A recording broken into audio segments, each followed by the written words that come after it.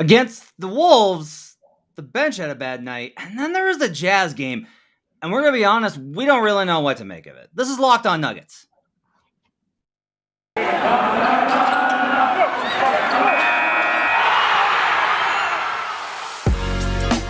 are Locked On Nuggets, your daily Denver Nuggets podcast. Part of the Locked On Podcast Network, your team every day.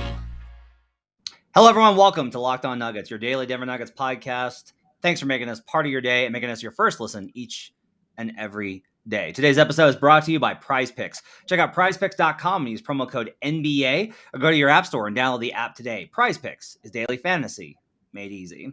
I'm Matt Moore. I'm the senior NBA writer for the Action Network, joined by Adam Mares. He's director of content for DNVR, thednvr.com. We're going to talk today about the two losses the Denver Nuggets have had in the back-to-back versus the Minnesota Timberwolves on Tuesday and the Utah Jazz on Wednesday. Weird. Lots of weirdness. If you want to support the show, by the way, best way that you can do it, go to YouTube, search for Locked On Nuggets, hit subscribe, hit like. It is 12:40 a.m. Mountain Time. And we have a house for this game, which just shout out to y'all for joining us at this hour, even if some of y'all are overseas. Okay, Adam. Let's do the Wolves game second segment. Let's start with go reverse chronological. Okay. Let's just start right here. Nikola Jokic was questionable with a toe injury, and ultimately he rests. Aaron Gordon rests. So 4 of the 5 starters, the core 4, all entirely out. Will Barton, the only starter who is available for this game. Maybe it wasn't a rest spot. It certainly seems like a rest spot on the back-to-back. If it was a rest spot, we had kind of talked about how the spot would have been, hey, play him in the Wolves game because it's a higher win opportunity, and then rest him versus the Jazz game. Unfortunately, didn't get the Wolves game either. What did you think about those guys not being available tonight? If they were if it was a playoff game, I'm pretty sure those guys would have played, right? I have to imagine so. I mean, Jokic didn't look like he was pained on the bench. He was in his regular Air Force Ones, black Air Force Ones, which are a topic of discussion amongst Rudy Gobert. I don't know. The thing is, we always think that these things are, he just rested because they were going to rest a game because it was the 6th game in 9 days with travel, which I think is probably true. I think that's probably why. But maybe it is that the toe just hurt worse today than it did yesterday, and that's why he's resting. It's always possible. I think the way this played out, the Nuggets go 4-2 on the road trip. They get murdered in Minnesota, and tonight they had a chance to win. If Jokic plays tonight, they win probably by 10 points based on who was available. And by the way, the Nuggets knew who was going to be available for Utah and still decided to sit everybody. So that part of it's a little bit weird, but every team in the NBA, almost every team, is playing the long game on this season. Denver punting on this game, or at least not forcing their guys to try to push through injuries. It just tells me that the division – seeding, that stuff is just not the front of their mind right now, like other things are. I mean, it never is. The front office has made calls over the last couple of years about seeding. They've made strategic decisions, whether it was resting. Yeah. Well, it's basically versus the Blazers. Every single time, it's always a Blazers game that they tactically decide to rest for various purposes, and that's fine. I don't have any objection to that. But they don't start looking at that. I can tell you for a fact that they don't start looking at it until really 2 weeks out. That's when they start, 2 weeks before the end of the season. And the reason I know that is I will start getting texts about, hey, what happens if X and Z and this team, if we tie with these and then they win? So they don't and the team honestly doesn't the players, they are just let's go out and win every night. We're paid to play. Right. Yeah. Let's go out and win every night. I have a counter take, which is they didn't go far enough. Will Barton should not play in this game. Why did he play? I mean, honestly, you just mentioned 4 out of 5, real starters that, sat tonight. I don't know why Will Barton played. And honestly, it didn't go well for him. I feel like whether it's what Will says or the training staff's assessment, and maybe it's just Will's, there might be a reason, I've talked about this a lot, right? Where it's maybe there's a games played or a bonus or whatever that's tied into these type of things. And those are always factors that we don't know about. Yeah. But if there was no bonus attached to whether, he may have just been like, I don't want to, like, if I get hurt, I want to make sure I hit the bonus or whatever. It's fine. But if that wasn't a consideration, there was no reason. Because him more than anybody else, including Jokic, I worry about logging heavy minutes. Of course. Like, Will is like the guy that gets hurt every year. And it was kind of like an epiphany for me when this year I was like, oh, he always winds up getting hurt in part because he winds up playing like a ton of minutes early in the season when everybody else gets hurt. Like, that's been like a kind of a trend. And like, that's not to say that like there's lots of guys in that spot, and Will is definitely more prone to injury, I think. Like, I think that's fair, the last couple of years at least, right? Whether that's like a definition of him or not. But like, I definitely would have kind of rested him. They could have gotten the win. It would have been nice. You mentioned like the 4 we said we expected a 2-4 road trip. They came out 4-2. Right. It could have been 6-0. We'll talk about why the Wolves game why it wasn't 5-1. But ultimately, if one thing, and I said this on the fan post-game show, which is I said, look, you can't have gone into the season and been like, they need to find rest for Nikola Jokic. They got to find rest for him. When is Malone going to rest Jokic? So true. And then go into this one and be like, but they're playing Utah. Forget about go into the season. Go into the week, as I did, saying, hey, they need to sit him against Brooklyn and they need to sit him against Utah. And I know it's a tough pill to swallow. So, yes, of course, you always get in the moment and you start to think this. But thankfully, Malone saw the long view. Tonight was a fun game, too. Like, there were interesting things that happened. But Jokic, look, there's nothing more important than Jokic being healthy. Literally the most important thing for the Nuggets. Yeah, no question. You've been posting on Twitter like the starting the games if the players that were outplayed, which I think is funny. I will just say like this one, like a starting 5 of Jamal Murray, Michael Porter Jr., Aaron Gordon, DeMarcus Cousins, and Nikola Jokic. I'm like, oh wow, that's like a 50-win team. Like that lineup. The lineup tonight was Denver starters, only with Donovan Mitchell in for Barton, which is like, that's probably a 60-win team, to be honest. Maybe a 65-win team. Yeah, if you combine them, for sure.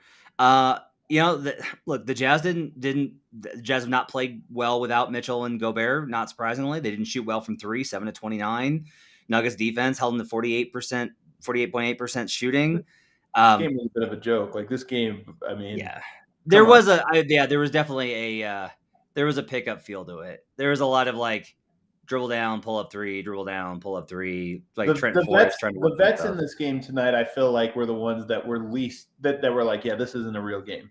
This game doesn't matter. I mean, Jeff Green, Austin Rivers, Monte Morris, those guys tonight were pretty bad. And Monte Morris I thought was fine, but Monte was good. Yeah, the other two were really bad. And the young guys, Davon Reed, Bones Hyland, Bryn Forbes, I know he's not young, but he's new to the team. Those were the guys that were like, hey, I need to make an impression. I need to do stuff tonight. And had some energy to it. So it's hard to evaluate. I don't think there's too many big takes from this one. We're not going to do any sort of like deep dive. And the problem for me is like, one take, I thought Davon Reed was really good, and I just want to see more of him. Like he's a guy that I don't know that he's had really bad stints, like really bad moments. So tonight he's got great length. He knocks down his shots. He looks really confident. He's a guy that I am just kind of curious why his minutes are a little bit lower than some of the other people that are playing ahead of him. But he looked good tonight. Not that it matters a whole ton, but it's noteworthy. I can't for the life of me figure out the going with 4 guards over Davon. Right. I can't for the life of me figure this out. Like it would be one thing if it was kind of emblematic of like who Malone is, but it's the opposite, right? Like Davon's like a guy that he specifically like built a connection with and that plays the way that Malone wants guys to play and like all of these things. And yet, and to go into it with a 4-guard lineup, like those have been atrocious all year. Yeah. So I don't know. I just don't. I agree with you. I would like to see more of him. Like I like the idea of a Bones, Forbes, Davon reserve. He cuts out Austin Rivers there. I mean, we've said this a lot. I like the idea of it being like who are you going up against? That's probably how you're going to determine the like Forbes, Davon, Rivers trio, like that group. But and it's also noteworthy tonight, by the way, that Facu did not play.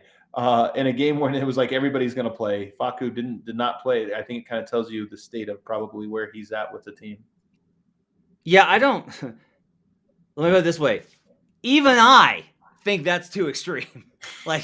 That's too far, right? Because you get one more burst, especially in a game like this where it's like it's sloppy and a lot of it was like effort plays, and the Jazz have more energy because I don't know if you've heard this, but the Jazz faced Denver on a back-to-back on all of their meetings. But like if you have like an energy guy come in and just like create a little bit of havoc, like that might have been the difference. You sneak out a win, you go 5-1 on the road trip, and you're like, okay. And it's not that they're bad, like they've lost back-to-back games, but whatever. It just I definitely would have played Campazzo in this game. I mean, you've kind of joked about this, but it's actually true. He is good against bad teams, and I know Mike Conley's good, so like that's a tough one. But some of these other guys that were out there, I mean, those. Generally speaking, that's where he has his most impact. So I agree with you. It could have been one of those ones, but I think Malone is not thinking about the win and this or that. I think he'd rather have a 10-man rotation, or just saying, hey, these are the guys, this is the order, and I'm not going to put you're behind right now, so you're not getting in. And I think that's the way he operates. I guess I'll ask this. Is it a good thing that they are confident enough in their standing to take this approach that they did tonight? Like, would you rather than be like, no, like we got to get we are not good enough. Like we got to scrap and fight for every win, and we got to find 7-man doesn't matter. Or would you rather it be like, no, like we're going to wind up as probably the 5th seed. We're going to be okay. We got Jokic. We got to keep him healthy. I mean, I think Jokic's toe maybe is a real thing. Again, it might just have been a thing where they're like, hey, he didn't rest. This was the 6th game in 9 days, which is a lot with travel between every single one of those games. And maybe it was one of those ones where it's like, hey, if it hurts, let's just shut it down. Let's shut it down. And if Aaron Gordon's out with a hamstring issue, which by the way is a little concerning, maybe it was just like, hey, we're playing this one extra cautious. This game better than have you go out there and play 40 minutes to sneak out a win. The bench was good tonight. We'll talk about last night, or the night before last when you're listening to this, after the break. We'll hit that and talk a little bit about the Wolves game and a little bit more about the road trip as we continue on Locked On Nuggets. But first, I do have to tell you about Prize Picks. Of course, I tell you about Prize Picks. They're our title sponsor. All right, NBA fans, are you looking for a daily fantasy option for the NBA? Then you need to try the award-winning app Prize Picks. Prize Picks is daily fantasy made easy. I love it, and we know you will too. You pick 2 to 5 players and over/under on their projections, and you can win up to 10 times on any entry. And it's just you versus the projected numbers, not going up against everybody else. Prize Picks is safe and offers fast withdrawals. You can use the award-winning app on both the App Store and Google Play. They offer any prop you can think of, from points scored to rebounds, even steals. Love me some stocks bets. Love me some stocks props. PrizePicks doesn't just offer NBA. They've got options on the college basketball, college football, NFL, MLB, soccer, MMA, and more slates. For a limited time, PrizePicks has an exclusive no-brainer of an offer for all of our users. Users get $50 for free if a player in your first PrizePicks entry scores a single point. But you must use code NBA. That's right. This is an exclusive offer available to Locked On fans. Sign up today and use code NBA. $50 for free if a player in your first PrizePicks entry scores a single point. PrizePicks is daily fantasy made easy. We're also brought to you today by TurboTax, which I still don't have the read for, so I can't do it despite how much I really want to do this read because I'm interested in tax season. So I'm going to have Adam do that in the second segment. And right now, I'm going to go ahead and go to Built Bar because that's what I got on my little schedule. We're brought to you today by Built Bar. It's a new year. Trying to lose some weight, trying to slim down, trying to get buff. You want some protein.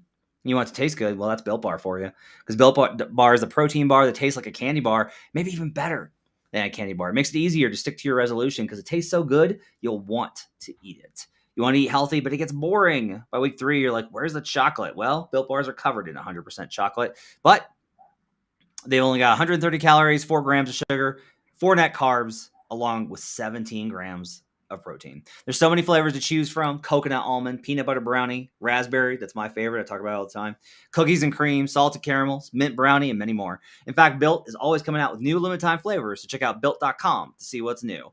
Make sure you use promo code LOCKEDON for 15% off at built.com. We'll be right back on Locked On Nuggets. Back here on Locked On Nuggets, thanks for making this part of your day and your first listen each and every day. I want to let you know that the trade deadline is Thursday, February 10th at 3 p.m. Eastern. That's a week. That's a week from when you're listening to this. And the Locked On NBA podcast will be covering it live from 2 p.m. to 4 p.m. Join Kim Becker, my guy John Corrales, and Locked On Fantasy Basketball host Josh Lloyd to get analysis of every blockbuster move. Subscribe to Locked On NBA YouTube and turn your notifications on so you know when they go live. Okay, Adam, I did not catch the DNVR postgame show last night, so I do not have your takes on the debacle in Minnesota. I will give you what I feel, and I think that you're probably gonna disagree, so we can have a discussion. I just basically feel like they win that game if the bench just doesn't absolutely shit the bed. Like that's where I feel like you thought I was gonna come in here and be like, hey, I know the bench was minus 25, but they were not the reason they lost, man. Well, no, I just thought that you were going to, your facial expression before had kind of indicated like, well, the starters weren't good either. And I was like, oh no, like they were. I thought the starters were basically like, we've talked about it. It's that thing that we've talked about where you clean up the living room. I had this today because the kids were home with snow. I just cleaned the living room last night. I come downstairs from bed. It's a disaster zone. The worst one is when you get the laundry and the kids put on, for some reason, like 8 outfits in one afternoon. And you're just like, wait, what did we just do? Which my kids do. They just nonstop costume changing. No, of course it was the bench. And that was the story was, the starting unit had an opportunity to really blow that game open, and they didn't. I mean, I think they had a 4-point lead by the time you start getting into that second unit. But I thought that they should have probably had a 10, 12-point lead just by – they left some points on the table. Jokic had some turnovers early. The team just had some turnovers. But that second unit comes in, and, we talked about that second unit. Has it gotten a shot in the arm? It had some impressive wins, especially, twice against Detroit. You get that Brooklyn, hodgepodge team. You had the New Orleans team. And then you had a good one against Milwaukee. So you're feeling like, hey, maybe there's some real momentum here with the second unit. They looked exactly like they did in the large portion of the season when the bench had been costing them all these games. It wasn't just that they lost their minutes. It's that they got destroyed so thoroughly that by the time the starters checked back in, you could tell they were demoralized. The rhythm was completely destroyed, and the game was over.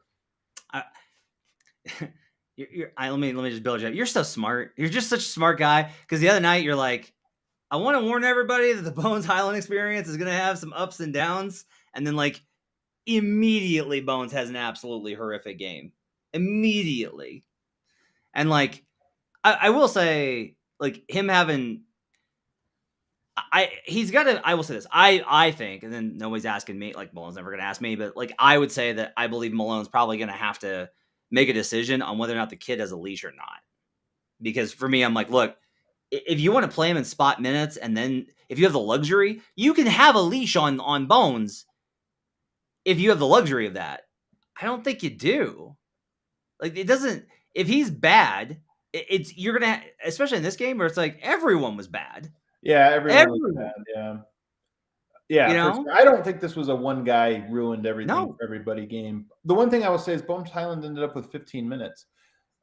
I do think there is like Greg Popovich is good about this. Like, hey, you're the one that lost it. You go out there and fix it. Yeah. And I do feel like that was a perfect game for that. You're 4-0 on the road trip. The game you're probably, if you go from up 4 to down 20 by the time your starters check back in, game's probably over. I think that's a time to just be like, you know what? We're going to play this one straight up. Just going to play it like our normal rotation and see what happens instead of, maybe trying to make a point and benching and going to this is not, no. He's going to learn more about like having to work through that struggle. Yep, totally. And like, look, you know me, I'm always in favor of like holding rookies accountable. I think it's a vital part of how the league operates. Like every player's got those stories about being held accountable as a rookie, whether it's by other players or by them or whatever. And I understand the implication of like, well, I've got an obligation to the starters, but like, again, if you want, like at the half, I would be like, look, the starters came back in and were just like, well, they tried. Yeah, they immediately came in. Like Jokic came in, and the Timberwolves, with the Timberwolves' second unit, continued their giant run. So Denver came in against the Wolves' bench and still got ran. So I do think it's partly that. I will say I am curious. This is now 2 times that the Timberwolves have destroyed the Nuggets. And they've done it in similar ways by really collapsing the defense and finding kick-out threes and getting hot at the right times, although they weren't quite as hot this game as they were the first one. And I really am wondering if it's a coincidence or not. I mean, one, they have a very good starting lineup, but I really do wonder too, they play a unique style. I mentioned this yesterday over at DNVR's podcast, but they play a unique style with Jared Vanderbilt patrolling the baseline, and that creates a very unique type of gravity. And they have just murdered Denver with that. He grabbed 5 or 6 offensive rebounds in that game, but more than just the offensive rebounds he grabbed, he was a threat to grab even more. And it caused Denver to constantly be torn out and in at the same time. And 2 games in a row now, Denver's gotten destroyed by it. That's interesting, and from the perspective of like Denver's kind of adapted to the spacing, like most teams do, like so many teams do, and the Wolves are kind of like, no, like we're gonna hurt you on the interior, and then we're gonna get you. That's how we're gonna generate things. McLaughlin was great in that game. Like I will say, the bench was horrific, and they played terrible. There were 2 important factors I think that contributed on top of them playing badly to like how bad the score got. And one was that I thought the Wolves bench genuinely played awesome. Like Naz Reid, I think, has had a really good season. He played amazing. McLaughlin played incredible. Like he was whipping passes. He played really great. And then the other thing, I mentioned this on Twitter, is that I think one of the reasons that Forbes was added is that, okay, you can't get stops, but you know what? You hit like a handful of threes in that 6-minute stretch that you got to survive. And their problem was like, and when they collapsed, everybody missed threes. Like nobody hit a 3. And if they don't hit threes, I have no confidence in that. Like they're not going to get stops. They're just not. They don't have the Davon is the only stopper on that unit. And he didn't play. He wasn't playing. Yeah. So like they don't have anybody who can get a stop on that second unit. None. They have nobody. And that's going to be true when the starters come back too. Like maybe Jeff can help a little bit, but maybe I don't know. One thing I will say is that although I have more confidence in Zeke making shots than Jeff Green, I'm not saying overall impact, but if you're just talking about making shots, Zeke usually makes them. One other thing that really stood out about that game, Denver still has, even with Facu out of the rotation, still has small players. I guess Bryn Forbes kind of replaces Facu as like the resident short guy. Minnesota is really long, and their length and athleticism. Maybe it's that Denver was just road weary. It probably had a lot to do with it. But Minnesota just looks so much faster and longer than Denver, the all game. I thought Zeke played well last night. I did not like the way that he played tonight. I thought that and that may have been just like the back-to-back, whatever. But I thought he really got challenged by Utah. In particular, Rudy Gay put him in the torture chamber with like, I'm going to pick, I'm going to pop, I'm going to roll, I'm going to dip, I'm going to dive. Like he had him all over the place. I thought that Zeke had some troubles there. But last night I thought he was fine. Yeah. So, I mean, look, I don't want to like, I'm not here to, I don't want to take the Wolves game and act as like if it's definitive. But again, I'll say this, if you still have the capacity, you've made all the changes, you removed Campazzo from the rotation, you've done this, that, and the other, and you still have a night where you have a minus 25 bench, it's probably time for you to start seriously examining what other options there are on the market to try and actually give a shot of like try and stabilize it. I go back and forth on this because it's like you only got to stabilize it for another 30 games. Well, the one thing I'll say,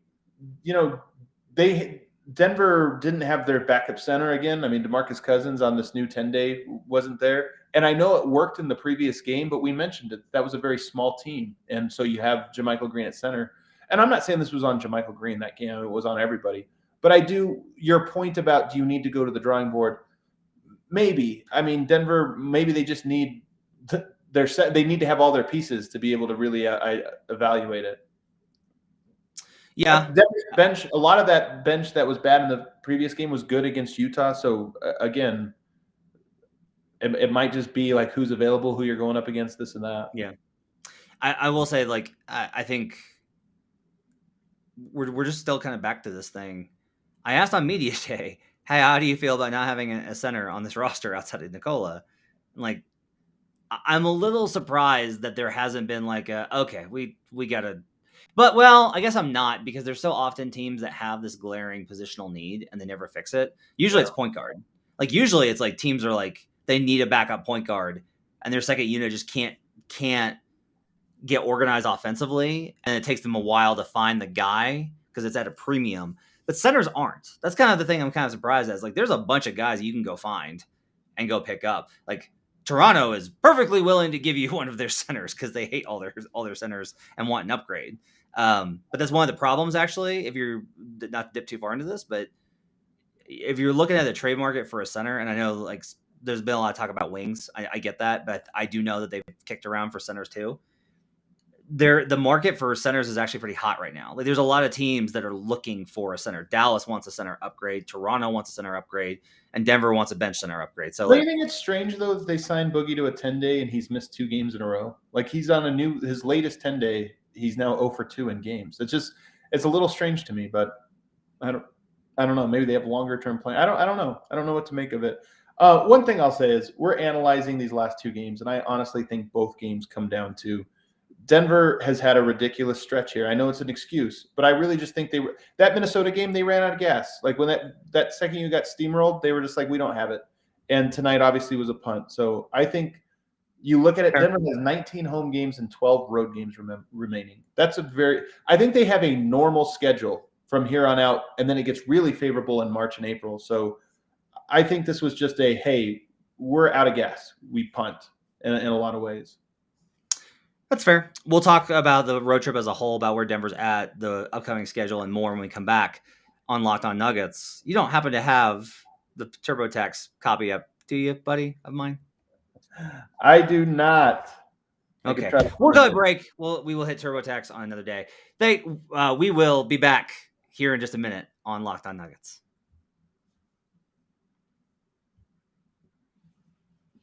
Back here on Locked On Nuggets. Thanks for making us part of your day and making us your first listen each and every day. Matt Moore and Adam Mares wrapping up the road trip, the last significant road trip the Nuggets are going to have. You may ask your first listen. Make your second listen Locked On Bets. Hosted by your boy Q with expert analysis from Lee Sterling. Picks, props, sides, totals, everything that you need to know to bet all sports. Check it out. Locked On Bets, wherever you get podcasts. All right, so the Nuggets go 4-2. Dallas has an absolutely horrific, just their fans are apoplectic tonight loss to the Oklahoma City Thunder, rather. So Denver stays tied in the loss column with the Mavericks. The Jazz go up 2. Memphis now up 5 in the loss column. They've got a 2-game lead over Minnesota. I'm still not worried about the Wolves catching. I'm just not. Denver just has such a good schedule going forward. I mean, anything's possible, but I really feel like Denver is primed for a nice run here. It might not come in February because, believe it or not, they actually still somehow have more road games in February than home games. But I just think that the back half of their schedule is so home friendly. They play so many tanking teams that by the time you get to March, they're going to be tanking. That I think Denver is in a good spot, a really good spot. I think they get the 5 seed, and I think there is a decent chance they get the 4 seed, but I think they're the 5 seed. Yeah, I've been skeptical on the Jazz thing. Like, this has been a topic of conversation. Sean Drojar on the Fan was just like, but they could have caught Utah. And I'm like, guys, I really got to stress that Utah has lost all these games because Mitchell and Gobert have been out, and neither have a long-term injury.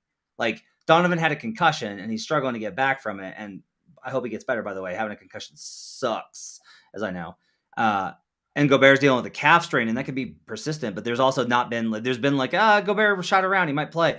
They're going to be back. And then Utah's probably going to get back to winning at about a 65%, 70% clip. Like, I don't know. I will say I'm a little more skeptical of Utah. I'm not saying that I think they'll be bad. I'm just saying the potential for them to have a very disappointing close to the season is high. I mean, the Ingles thing is part of it.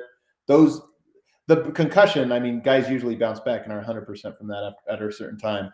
I don't know about the calf strain, but just getting momentum again is tough. And then obviously losing Ingles is tough. Like I said, I still think they're going to be the 4 seed, but I would not be as surprised as it sounded like you would be if they ran into a extended slump, even when those guys got back. I also said there was no way the Nuggets would end up as a top 4 seed back in January of last year. So, that's how much I know. Upcoming home stretch: Pelicans, Nets, and Knicks. Friday, Sunday, Tuesday. Looks like 2 winnable ones, and then the Nets one, you're likely getting Harden back and Kyrie in that game. KD's probably not going to be back. They're on the road though. I think they've been on the road for a little bit, and that might be. They have been. They lost. They lost to the Kings tonight. Yeah. So they're not in a great place either. I tend to look at this. I think they'll probably go 2-1. Right? Like, it would not shock me if they lost to the Pelicans. That team has just been a pain for them. Like, even when they won the game last week or whatever, the Pelicans are just kind of always kind of persistent, and for whatever reason, Denver just kind of struggles with them. I think they probably beat the Knicks pretty handily, and then the Nets game I think is a coin flip. So I kind of think 2-1 in this next stretch is likely, but they can get a lot of the momentum back. I think 3-0. I think 3-0. Like, you're right, 2-1. When there's only 3 games, like 2-1 is extremely likely. They've got the Utah, Denver, that Brooklyn team does. Utah then Denver. That's always tough. Like I said, it's an extended road trip. They've been on the road: Golden State, Phoenix, Sacramento, Utah, then Denver.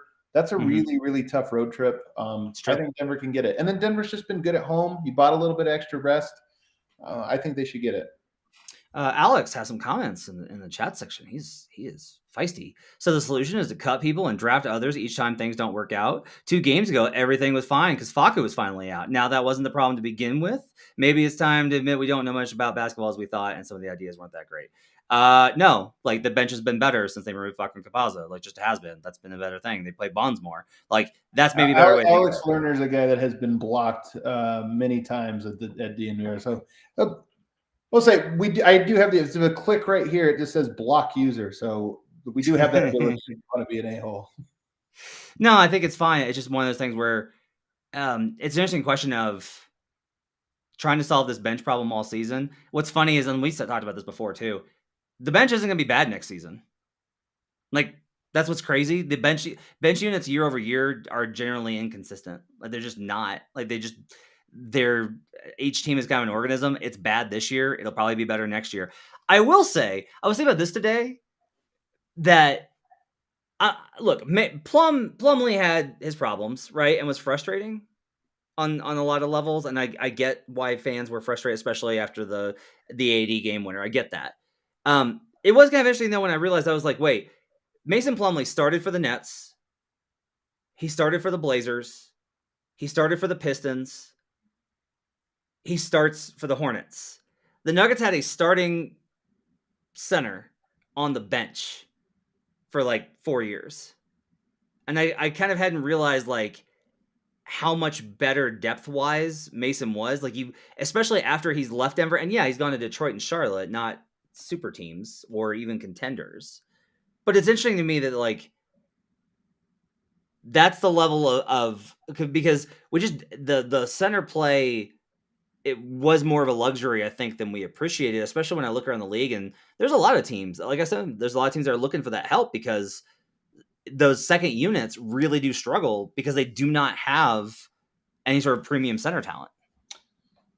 Yeah, I think with a backup center, that's a pretty like low impact role, I think, on a team. But when you have Monte Morris as your backup point guard and Mason Plumlee as your backup center, the one thing both of those guys do, they're just steady. They're just consistent. So I think the bench unit last year was significantly less volatile, and that's half the battle for a bench. Just don't be volatile.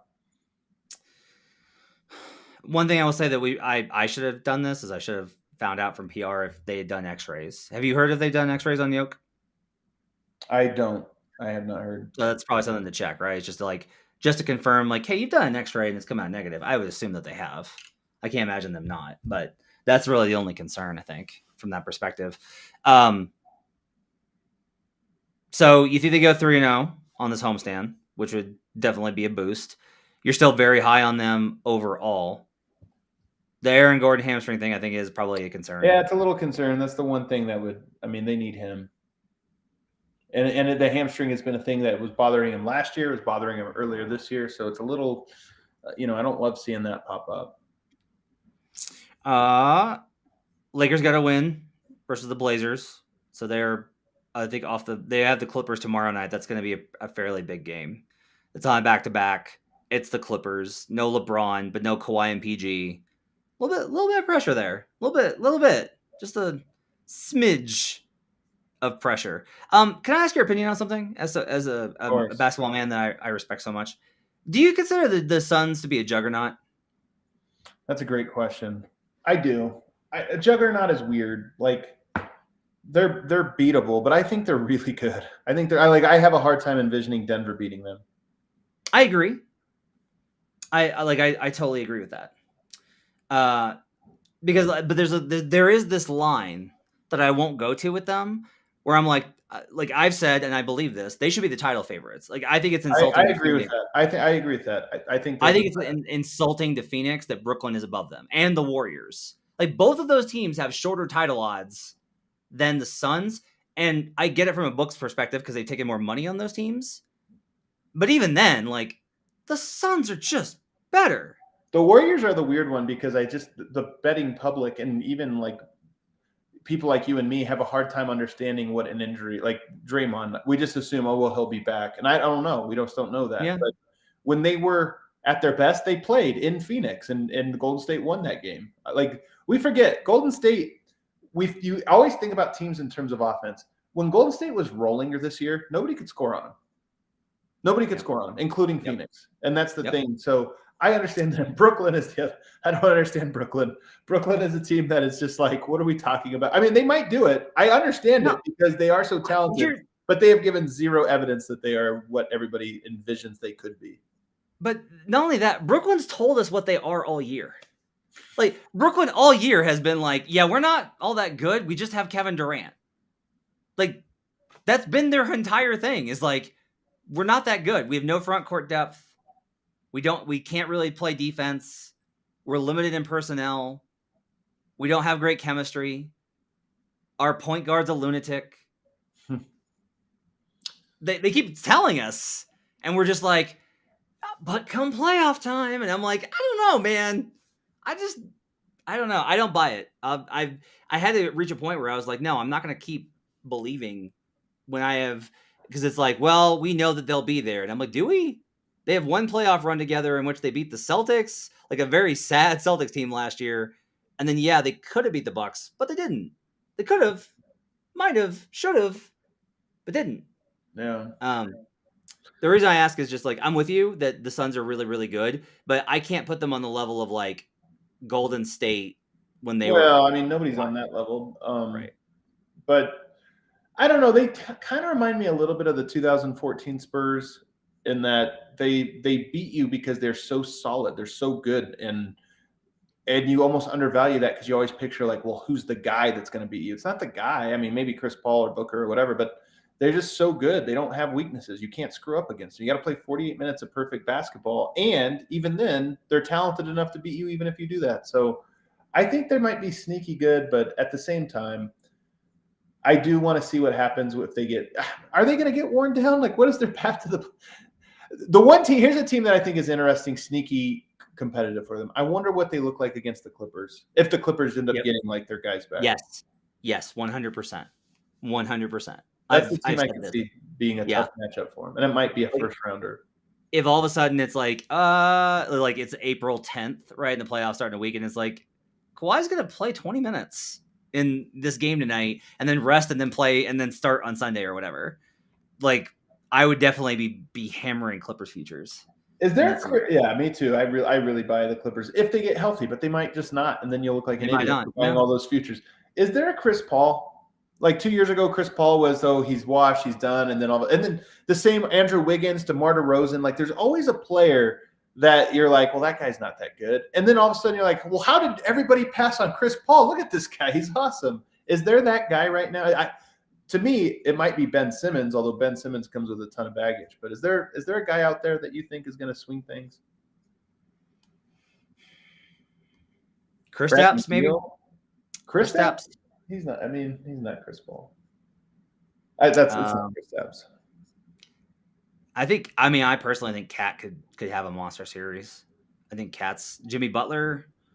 I'm talking about a player that's like available that. Oh, I'm talking about a player that's available that maybe like more teams should be like, hey, why are people not talking about it? This is Chris Paul. Like 2 years ago, Chris Paul was in Oklahoma City for no reason. Sure. He led them to the playoffs, and everyone was like, I don't know, he's kind of old in that contract. And now he's on the team that should be favored. I will say I feel like Domantas Sabonis is probably a lot better than people kind of realize. Like, Sabonis is not Chris Paul. There's no Chris Paul. Like, Chris Paul's a Hall of Famer, right? Top 5 point guard all time. Bradley Beal is out there. I wondered if you were going to mention his name. I'll tell you, and like Fisher reported this too. I've heard the same thing. He's taking the money. Really? He wants the money. He's gonna take the max extension. After the max extension, he might ask out, but he's gonna stay through the max extension. There is not a player this season, I think, that gets moved that can shift title odds. That's my opinion right now. It's possible that something crazy could happen that I have like somebody is just like, we're a chemistry tire fire and we're going to trade for Russell Westbrook, right? That could change things, but other than that, there is nothing on the board that I can see. The teams I think that are most dangerous in terms of trades are the Miami Heat and obviously the Philadelphia 76ers. Those are the two teams that like have the assets and the already good enough teams. Like Miami has pieces to actually be like, no, we're going to get better. Yeah. And I think Phoenix honestly does too. Like the Suns have more than I think people realize, including if they don't want to give Ayton the extension, which they clearly don't. Imagine if they moved Ayton just because they're like, we got Bismack Biyombo and JaVale McGee and Jalen Smith. We don't imagine what they could get back in return. So, I need to study how Jokic wins. Okay. All right. I'll put that on my notes. All right. Thanks for joining us, everybody, on Locked On Nuggets. Really appreciate it. Thanks for joining us and making us part of your week. We'll be back tomorrow with another episode. Before the homestand begins, make sure to hit the subscribe and like button on YouTube, as well as give us those 5-star reviews on the Apple Podcasts and give us the ratings on Spotify as well, or wherever you've got podcasts. Adam, what do you have going on at DNVR this week? Same old. I'll probably have a list up tomorrow. My plan is to work on that tomorrow in the morning before doing a show in the afternoon. But so I haven't done a film study for a while. There were some interesting things in the Milwaukee and Minnesota game. Not so much in this last one. Don't know if I'll do that rewatch, but those two I will. Check it out at thednvr.com. Thanks for joining us, everybody. Have a great week. We'll talk to you guys again next time.